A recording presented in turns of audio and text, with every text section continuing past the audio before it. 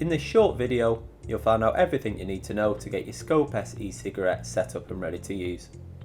So first, remove the outer packaging and open the box to find one Skope S E-cigarette, two BFHN atomizer heads, a charging cable, silicone rings and a manual.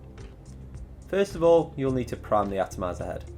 To do this, unscrew the top cap, then remove the glass by rocking it back and forward until it comes loose. Now this may take a small amount of force when you're initially setting up the kit.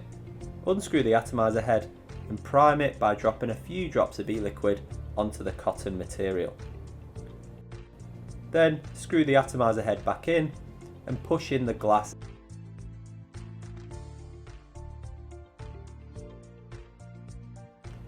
So next you will need to fill your Skope S with e-liquid.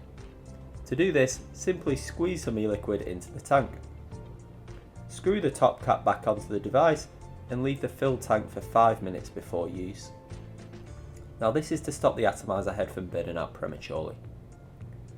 Turn the battery on with 5 quick clicks of the power button, then you hold the power button down while drawing on the mouthpiece to vape.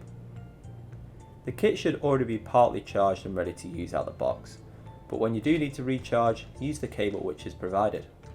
Now you should always use either a specific e-cigarette wall plug or plug the cable directly into a USB port on a laptop or a computer when charging your kit. Your atomizer head will need changing from time to time. You'll know when the atomizer head has reached the end of its life because you'll start to experience a slight burnt taste or a loss of vapour or flavour production. Now when this happens, remove the current atomizer head from the tank, dispose of it and replace it with a new one. Always remember to prime your atomizer head and leave it in the tank for 5 minutes before use every time you change your atomizer head. So that's all you need to know to get your Skope S up and running. But if you have any further queries, then pop into your local Totally Wicked store, contact our customer service team or drop a comment below.